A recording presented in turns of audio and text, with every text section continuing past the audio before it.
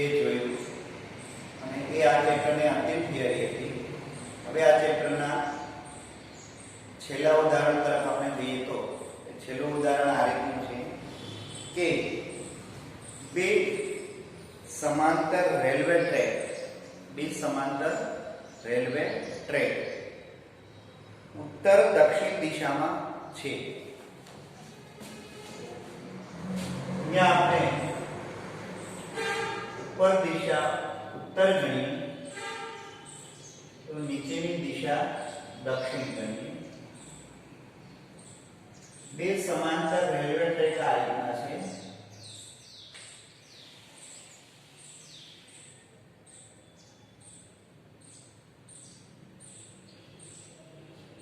Track A, track B ઉત્તર દક્ષિણ દિશામાં છે. ટ્રેન એ ઉત્તર તરફ 54 કિલોમીટર પર ની ઝડપથી ગતિ કરે છે. ટ્રેન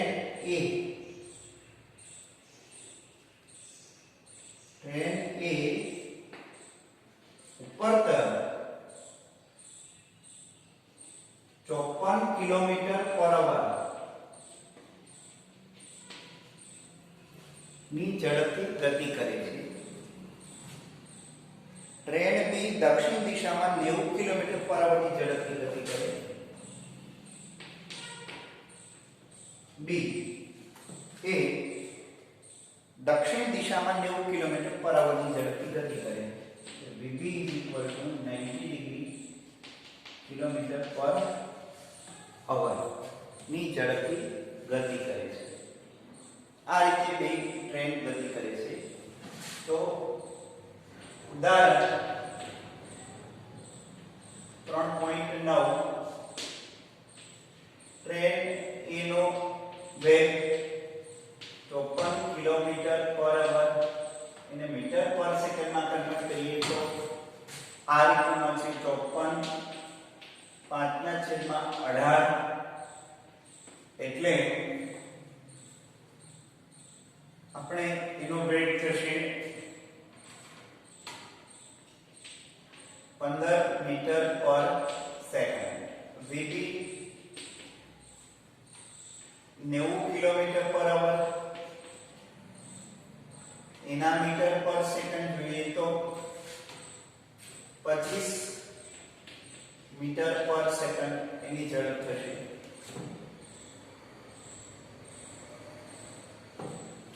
પહેલું આપણે શોધવાનું છે ટ્રેન એની સાપેક્ષે ટ્રેન બી નો વેગ. આ આપણે પેલું એ મેળવીએ. અહીંયા વિદ્યાર્થી મિત્રો થોડી કાર્ટેશિયન નિયમ પદ્ધતિ વિચારીએ તો દક્ષિણથી ઉત્તર તરફ જતા દિશા ધન દિશા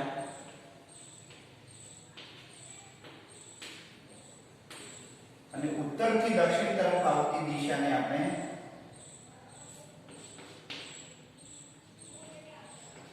ઋણ દિશા લઈએ.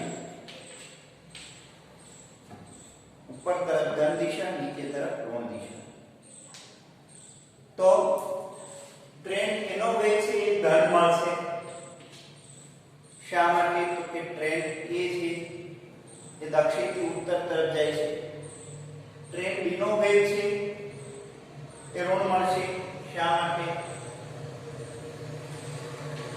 તો કે ઉત્તરથી દક્ષિણ તરફ આવે છે. પહેલો આપણે કીધું એ ટ્રેન બી નો એની સાપેક્ષે વેગ.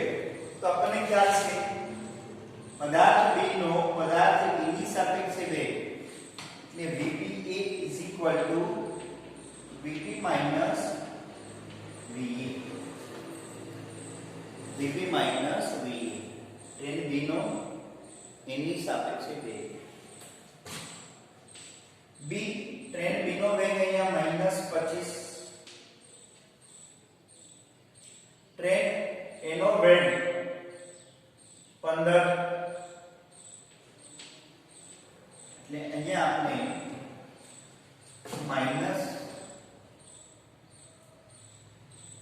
-40 કિલોમીટર પર અવર. તો આનો મતલબ એમ છે કે ટ્રેન બી છે એ 40 કિલોમીટર પર અવરની ઝડપથી એની સાપેક્ષે 40 કિલોમીટર પર અવરની ઝડપથી ગતિ કરે છે ટ્રેન બી. તો આ વેગ કેનો આવ્યો છે? તો કે આ વેગ છે એ જમીનની સાપેક્ષે થાય. ટ્રેન એનો જમીનની સાપેક્ષે વેગ, અહીંયા ટ્રેન બી નો જમીનની સાપેક્ષે વેગ. સ્વતંત્ર વેગ હોય એ હંમેશા જમીનની સાપેક્ષે જ હોય છે. એ ખાસ એક અગત્યની બાબત ધ્યાનમાં રાખવાની. વિદ્યાર્થી મિત્રો, તમે બાઇક લઈને જતા હો કે તમારી જે કઈ ઝડપ છે એ હંમેશા જમીનની સાપેક્ષે જ છે. જમીનની સાપેક્ષે તમે ગતિ કરો છો, નહીં કે બીજા કોઈની સાપેક્ષે. એટલે આ સ્વતંત્ર ઝડપ છે. આ થઈ કે સાપેક્ષ ઝડપ, સ્વતંત્ર વેગ, સાપેક્ષ વેગ. તો આ રીતે આપણે મળશે. ત્યારબાદ આપણને બીજું એમ કહે છે કે બી સાપેક્ષે જમીનનો વેગ.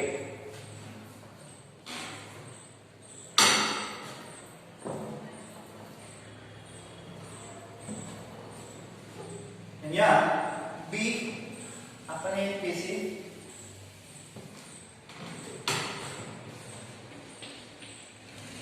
ટ્રેન બી ની સાપેક્ષે જમીનનો વેગ. તો આપણે એ ખ્યાલ છે કે ટ્રેન બી નો જમીનની સાપેક્ષે વેગ, તો એ આપણે આ રીતે લખીએ બી નો જમીનની સાપેક્ષે વેગ vb vg. જમીન શૂન્ય, વેગ સાથે. આપણને એમ પૂછ્યું છે કે જમીનનો બી ની સાપેક્ષે વેગ. તો હવે આ રીતે લખાય જમીનનો બી ની સાપેક્ષે વેગ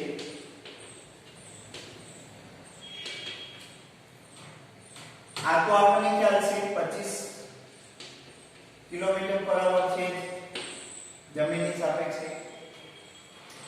આ આપણને શું મળશે? જમીનનો બી ની સાપેક્ષે વેગ vg vb. vg vb. પણ જમીનનો વેગ શૂન્ય છે, જમીન ગતિ કરતી નથી. માઈનસ 25, તો એ આપણે મળશે 25 કિલોમીટર પર અવર. અને આ મળશે સોરી -25 કિલોમીટર પર અવર. તો બે બતાવી દીધા, ધ્યાન આપીએ. પહેલું છે બી નો જમીનની સાપેક્ષે વેગ -25 કિલોમીટર પર અવર. એને આ રીતે લખાય ટ્રેન બી નો જમીનની સાપેક્ષે વેગ vb vg is equal to -25 kilometre. કેમ કે vb કેટલા છે? -25 મીટર પર સેકન્ડ. I પણ મીટર પર સેકન્ડ હશે, મીટર પર સેકન્ડ. જમીનનો બી ની સાપેક્ષે વેગ કે તો vgb vg vb. તો 0 -25 એટલે પ્લસ. આનો મતલબ વિદ્યાર્થી મિત્રો એવું છે કે ટ્રેન છે એ ઉત્તરથી દક્ષિણ દિશામાં ગતિ કરે છે 25 મીટર પર સેકન્ડની ઝડપથી. તો ટ્રેનની નીચેની જમીન એ દક્ષિણથી ઉત્તર દિશામાં ગતિ કરે છે. એટલે ગતિ કરતી નથી પણ સાપેક્ષતા છે. સ્વાભાવિક છે, આપણને ખ્યાલ છે કે કોઈ વૃક્ષની સાપેક્ષે તમે ગતિ કરતા હો તો વૃક્ષ તરફ તમે જાઓ તો વૃક્ષ તમારી તરફ આવે, બેની દિશા પરસ્પર કેવી હોય? વિરુદ્ધ. જમીન પાછળ તરફ ગતિ કરે, ટ્રેન આગળ તરફ ગતિ કરે.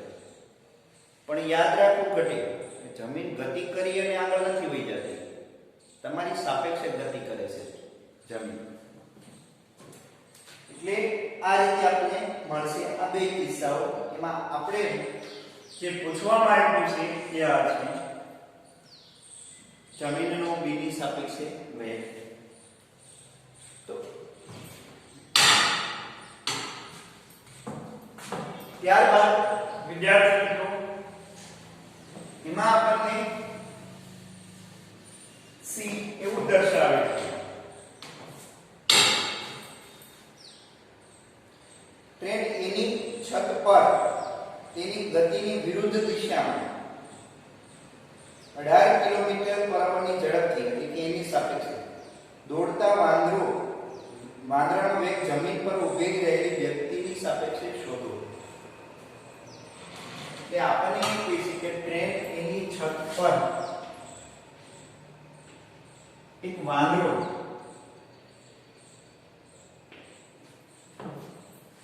કઈ દિશામાં ગતિ કરે છે? તો કે ટ્રેનની વિરુદ્ધ દિશામાં ગતિ કરે છે. વાંદરો આ દિશામાં ગતિ કરે છે. મંકી એના છત પર એની વિરુદ્ધ દિશામાં વાંદરો ગતિ કરે છે. તો આપણને અહીંયા એક સી આપેલું છે, વાંદરાનો ટ્રેન એની સાપેક્ષે વેગ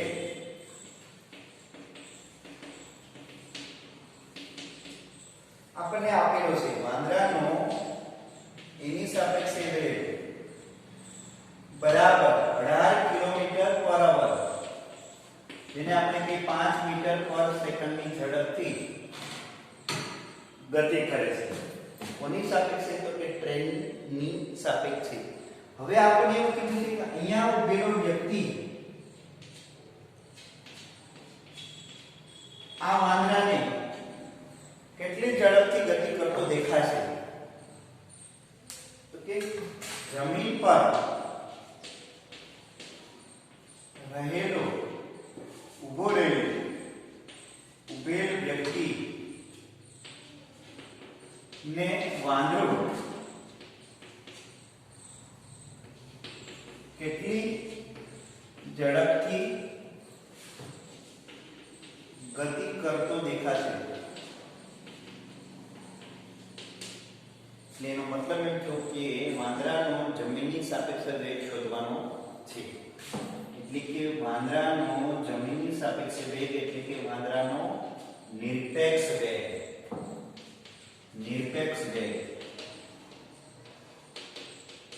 જેવી રીતે આ નિરપેક્ષ વેગ છે, આ નિરપેક્ષ વેગ છે, એવી રીતે નિરપેક્ષ વેગ શોધવાનો આપણને આપેલો છે vm. તો વિદ્યાર્થી મિત્રો vm એ બરાબર વાંદરાનો જમીનની સાપેક્ષે વેગ માઈનસ ટ્રેનનો જમીનની સાપેક્ષે વેગ. તો આ રીતે આપણે લખીએ તો વાંદરાનો જમીનની સાપેક્ષે વેગ મેળવવાનો છે આપણે. ટ્રેનનો જમીનની સાપેક્ષે વેગ 15 છે અને આ આપણને આપેલો છે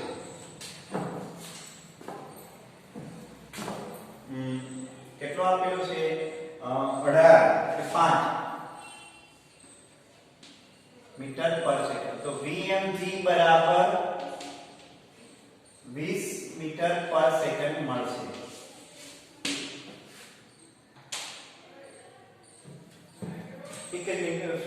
હા, આ દિશાનો વેગ છે ઋણ છે એટલે અહીંયા એક માઈનસ દર્શાવવું ઘટે. શા માટે? જેવી રીતે બી ટ્રેનનો વેગ કે -25 દર્શાવ્યો ઉત્તરથી દક્ષિણ તરફ, એમ વાંદરો પણ ઉત્તરથી દક્ષિણ તરફ આવે છે એટલે આ માઈનસ આવશે. તો અહીંયા આવશે તો આ થઈ જશે 10 મીટર પર સેકન્ડ. 10 મીટર પર સેકન્ડ. તો આ રીતે આપણને સાપેક્ષ વેગ અને એને અનુરૂપ ઉદાહરણ 3.9. ત્યારબાદ આપણે સ્વાધ્યાય તરફ જઈશું વિદ્યાર્થી મિત્રો.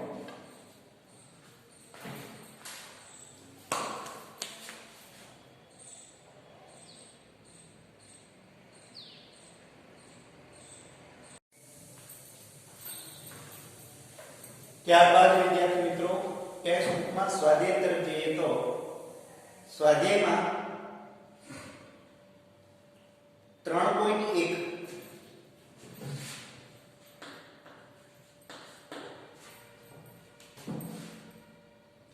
નીચે આપેલ ગતિના ઉદાહરણો પૈકી કયા ઉદાહરણમાં તંત્રની આશરે બિંદુવત પદાર્થ ગણી શકાય? એટલે કે નીચેની પ્રક્રિયાઓ આપેલી છે, એ પ્રક્રિયાઓમાં કઈ પ્રક્રિયા માટે પદાર્થ બિંદુવત પદાર્થ તરીકે લઈ શકો? પહેલું, એક બે સ્ટેશન વચ્ચે વગર ઝડકે ગતિ કરતી ટ્રેન. તો આપણે એમ કહીએ કે આ ટ્રેનને બિંદુવત પદાર્થ તરીકે લઈ શકાય. બે સ્ટેશન, તો સ્વાભાવિક છે, આપણને ખ્યાલ છે કે બે સ્ટેશન વચ્ચેનું અંતર ઘણું બધું વધારે હોય. ટ્રેનની લંબાઈની સાપેક્ષે બે સ્ટેશન વચ્ચેનું અંતર ઘણું બધું વધારે હોય. ત્યારે આપણે ટ્રેનને બિંદુવત પદાર્થ તરીકે લઈ શકીએ. તો આપણને એમાં આ રીતે લખી શકાય, ટ્રેનની લંબાઈની સાપેક્ષે બે સ્ટેશન વચ્ચે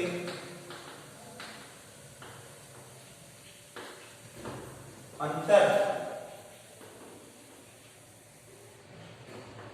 ઘણું વધારે હોવાથી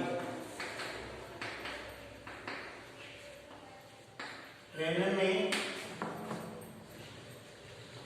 બિંદુવત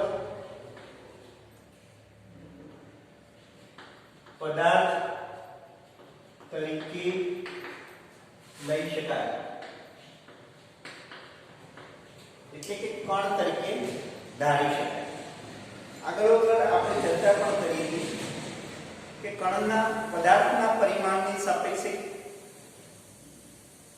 ગતિમાન પદાર્થના પરિમાણની સાપેક્ષે ગતિ કરતા ચોક્કસ સમયગાળામાં ગતિ કરતા અંતર વધારે હોય તો એ બિંદુવત પદાર્થ ગણી શકાય. કપાતું અંતર ઓછું હોય તો બિંદુવત પદાર્થ તરીકે લઈ શકાય નહીં. રકમમાં આપણને બી આ રીતે આપેલું છે, સરળતાથી કોઈ વર્તુળ માર્ગ પર સાયકલ ચલાવતી વ્યક્તિના માથા પર બેઠેલો વાંદરો. આપણને એમ કહે છે એક સાયકલ સવાર છે અને આ સાયકલ સવાર વર્તુળાકાર ટ્રેક પર ગતિ કરે છે અચળ ઝડપ. તો વિદ્યાર્થી મિત્રો, અચળ ઝડપથી વર્તુળાકાર ટ્રેક પર જો સાયકલ સવાર ગતિ કરતો હોય તો એ ટ્રેકની ત્રિજ્યા ઘણી બધી વધારે હોય સાયકલની સાઈઝ કરતા. તો એમાં તો આપણે એમ કહે છે કે સાયકલ સવાર ઉપર વાંદરો છે, એટલે કે સાયકલ સવાર ઉપર ખંભે બેઠેલો વાંદરો. તો એ તો સ્વાભાવિક છે, વર્તુળાકાર ટ્રેકની ત્રિજ્યાની સાપેક્ષે વાંદરાનું પરિમાણ નાનું રહે છે. આથી વાંદરાને આપણે બિંદુવત પદાર્થ તરીકે લઈ શકીએ, કણ તરીકે ધારી શકીએ. તો આન્સરમાં ડી માટે આપણે આ રીતે કહીએ કે વર્તુળમાં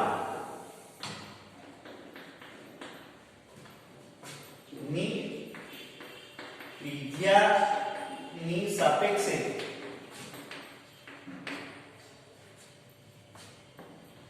વ્યક્તિ પર બેઠેલો વાંદરો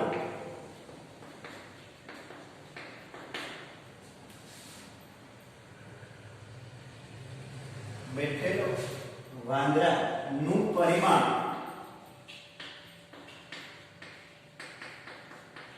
નાનું હોવાથી તેને બિંદુવત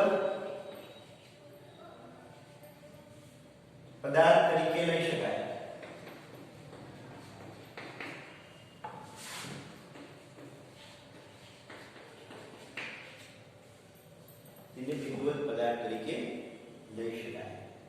જે કે વ્યક્તિ ઉપર બેઠેલો વાંદરો એટલે વ્યક્તિ કરતા પણ વાંદરો નાનો હોય, વ્યક્તિ કરતા વાંદરો મોટો હોય તો વ્યક્તિ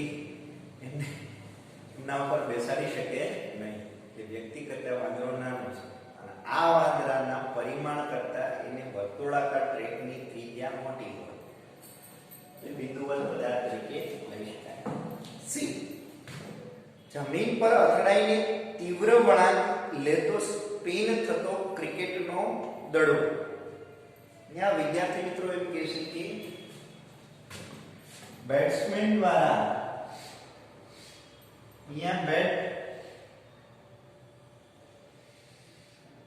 અહીંયા તીવ્ર વળાંક લેતો દડો, તો બેટ અને સ્પિન થઈ અને એના તરફ આવતું અંતર, તો સ્પિન થઈ અને એના તરફ આવતું અંતર ખૂબ ઓછું હોય છે. એટલે આ કિસ્સામાં બોલને બિંદુવત પદાર્થ ગણી શકાય નહીં. સાથે સાથે એની ઝડપ પણ ઓછી થઈ ગઈ હોય અને શોર્ટ સમયમાં એ ઓછું અંતર કાપે. સ્પિન થઈ અને બોલ ટર્ન થાય એટલે બોલે જે સૂક્ષ્મ અંતર કાપ્યું હોય ત્યાં જ બેટ્સમેન એને ફટકો મારે. તો સ્પિન થયેલો બોલ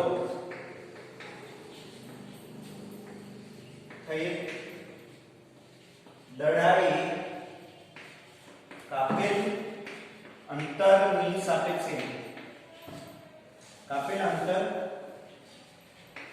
ખૂબ નાનું હોવાથી દડાને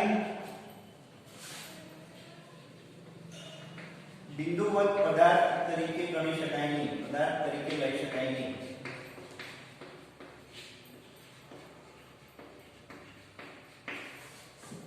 તો અહીંયા આપણે બોલને બિંદુવત પદાર્થ તરીકે લઈ શકાય નહીં. ક્યારે? સ્પિન થઈ અને આવેલો હોય ત્યારે. જો આપણે એમ પૂછવું હોય કે બોલર દ્વારા ફેંકવામાં આવેલ બોલ બેટ્સમેન ફટકારે ત્યારે બોલને આપણે બિંદુવત પદાર્થ ગણી શકાય, તો કે ગણી શકાય. શા માટે? તો કે બેટ્સમેન થી બોલ તરફ બોલર થી બેટ્સમેન તરફનું અંતર ઘણું બધું વધારે છે બોલની સાપેક્ષે, તો ત્યારે બોલને આપણે બિંદુવત પદાર્થ ગણી શકીએ. પણ સ્પિન થાય, અથડાઈને જાય ત્યારે ગણી શકાય નહીં. ડી, ટેબલની કિનારી પરથી ખસીને પડતું બીકર. આપણે વિદ્યાર્થી મિત્રો આવી રીતે ટેબલની આ જમીન છે અને આ બીકર છે,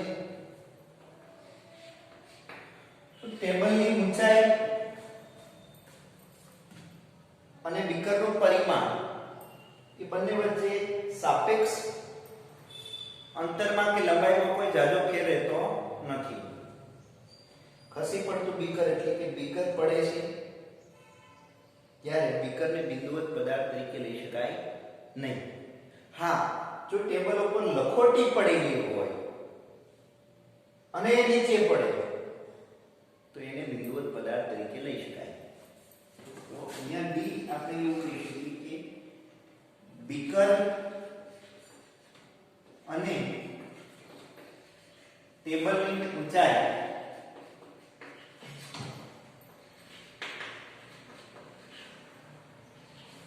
વચ્ચે લંબાઈમાં કોઈ મોટો તફાવત નથી. આથી બીકરને બિંદુવત પદાર્થ તરીકે લઈ શકાય નહીં.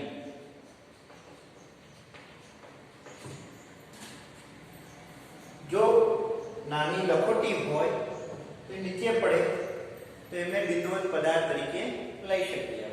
નાની લખોટી નીચે પડે તો એને બિંદુવત પદાર્થ તરીકે લઈ શકીએ.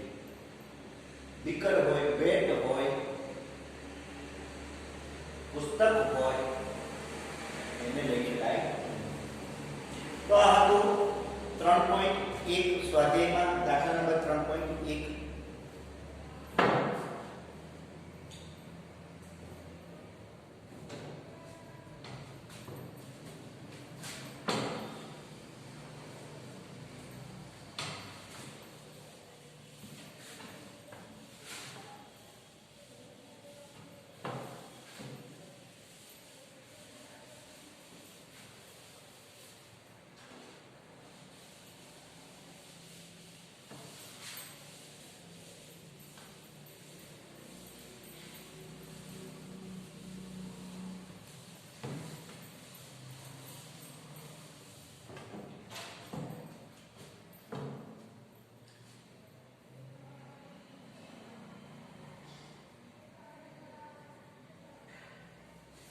3.2 આપણને એમ કહે છે બે બાળકો એ અને બી તેની શાળાઓથી અનુક્રમે તેમના ઘરે પી અને ક્યુ પરત ફરી રહ્યા છે, જેનો સ્થાન વિરુદ્ધ સમયનો આલેખ આકૃતિમાં દર્શાવેલ છે. નીચે કૌંસમાં દર્શાવેલ સાચી નોંધ પસંદ કરો. એટલે કે આપણને વિકલ્પ આપ્યા છે, એમાંથી કયો વિકલ્પ સાચો કયો વિકલ્પ ખોટો છે, કઈ રીતનો એ આપણે પસંદ કરવાનું છે. આપણને સ્થાન વિરુદ્ધ સમયનો આલેખ આ રીતમાં આપેલો છે વિદ્યાર્થી મિત્રો.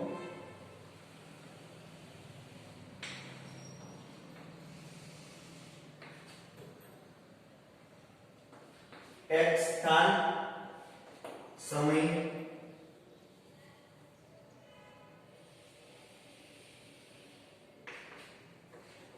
ऋण x 0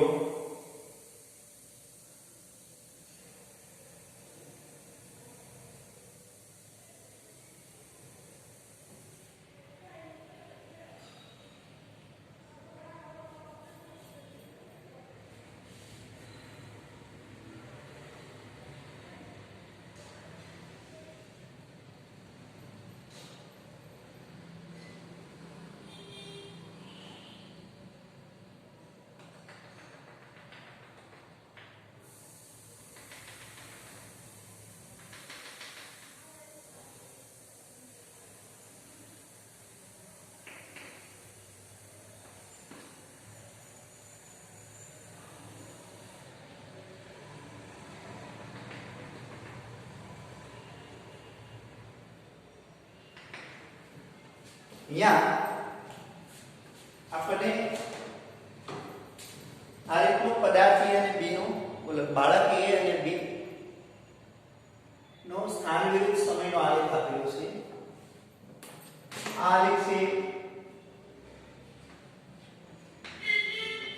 B બાળક માટેનો છે, આ આલેખ છે એ બાળક માટેનો છે,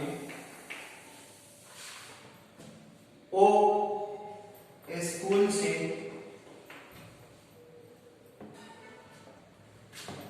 અને આ બંને એમના ઘર છે.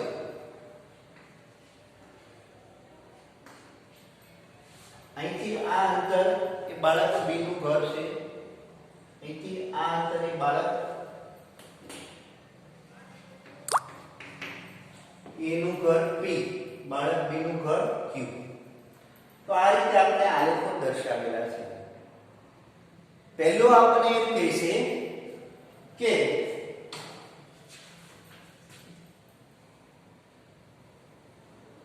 ક્યુ બાળક શાળાની નજીક રહે છે.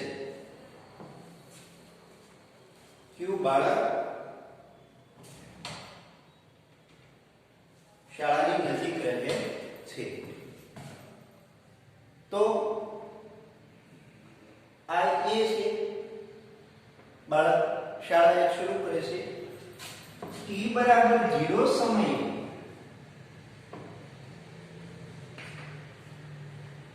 બાળક એ સ્કૂલ પર છે, અને t બરાબર 0 સમયે બાળક તો આલેખને પાછળની દિશામાં લખવાનું. તો અહીંયા છે કે બાળક B નું પ્રારંભિક સ્થાન આ થશે. બાળક એ નું પ્રારંભિક સ્થાન સ્કૂલ જ થશે. તો આ કિસ્સામાં કહીએ તો બાળક બી કરતા સ્કૂલની નજીક છે. તો પહેલું આપણે t બરાબર 0 સમય ને અનુલક્ષીને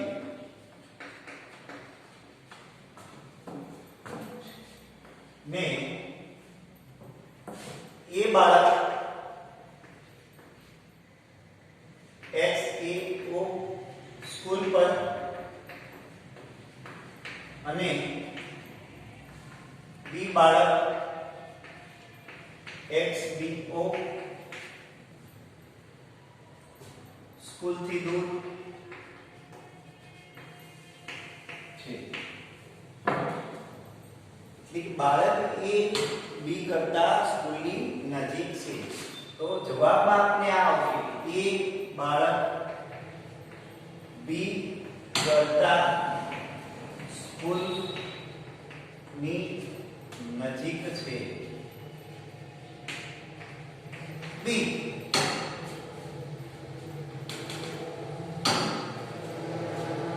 આપણને એમ કહે છે કે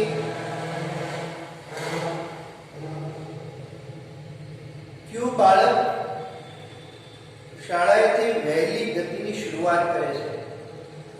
એટલે કે ક્યુ બાળક શાળાએથી ગતિની શરૂઆત વહેલી કરે છે. તો સ્કૂલની નજીક બાળક એ છે તો સ્કૂલથી એ બાળક પહેલા ગતિની શરૂઆત કરશે.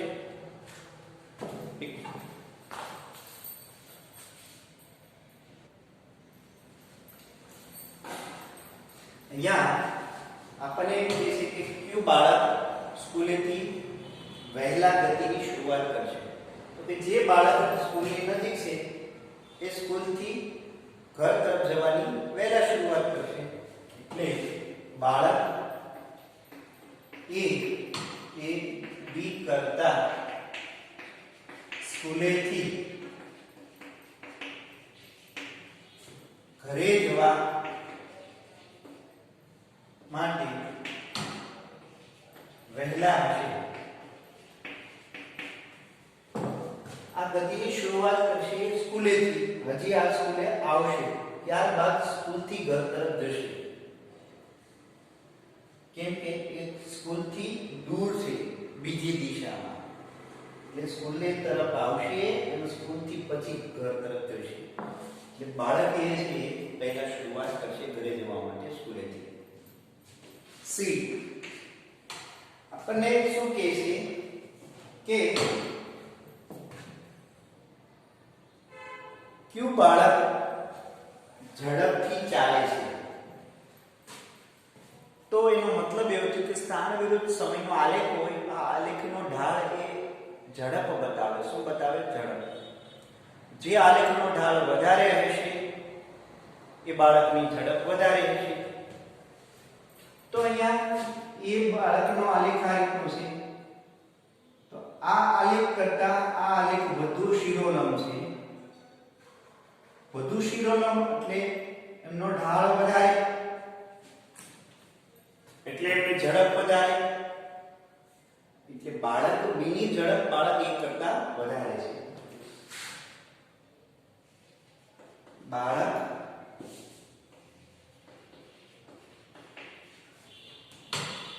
બીની ઝડપ એ કરતા વધારે છે. કારણ કે સ્થાન વિરુદ્ધ સમયના આલેખનો ઢાળ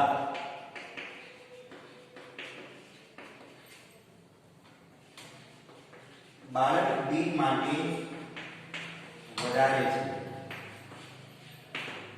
બાળક બી માટે વધારે છે. આથી બી બાળકની ઝડપ વધારે છે, એ બાળકની ઝડપ ઓછી છે. ત્યારબાદ આપણને ડી શું કહેશે? એ અને બી એક જુદા જુદા સમયે ઘરે પહોંચે છે એક જ અથવા જુદા જુદા સમયે ઘરે પહોંચે છે? તો અહીંયા ધ્યાન આપીએ, બાળક બી ની ઝડપ વધારે છે, બાળક એ ની ઝડપ ઓછી છે. આ પહેલા લીધું છે, પછી લીધું છે. આમ જોઈએ તો બંનેના અંત પોઈન્ટ જોઈએ.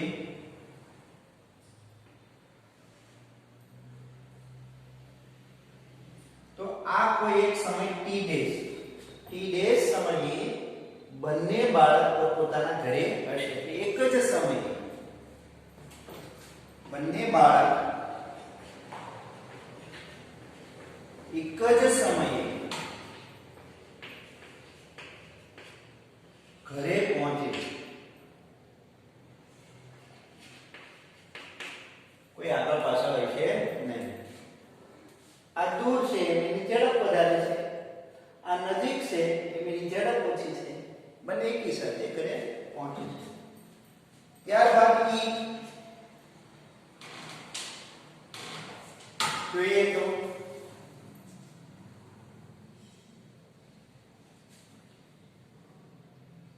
કોણ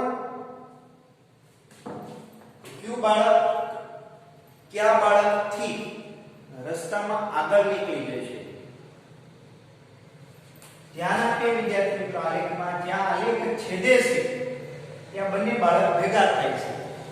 શરૂઆતમાં એ આગળ હતું, બી પાછળ. આ બિંદુએ બંને ભેગા થયા.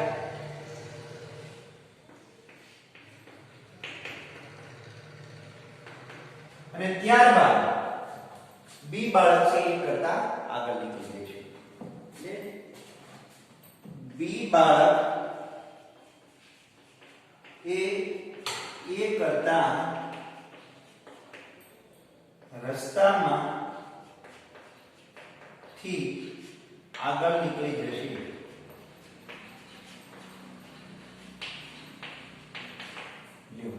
તો આ હતું સોલ્યુશન. વિદ્યાર્થી મિત્રો, એક વ્યવસ્થિત નોટબુક બનાવજો. આ નોટબુકમાં દરેક ચેપ્ટરના દાખલાઓ અને ઉદાહરણો સરસ મજાના સારી રીતે લખજો, જે આપણે પરીક્ષામાં ઉપયોગી બનશે.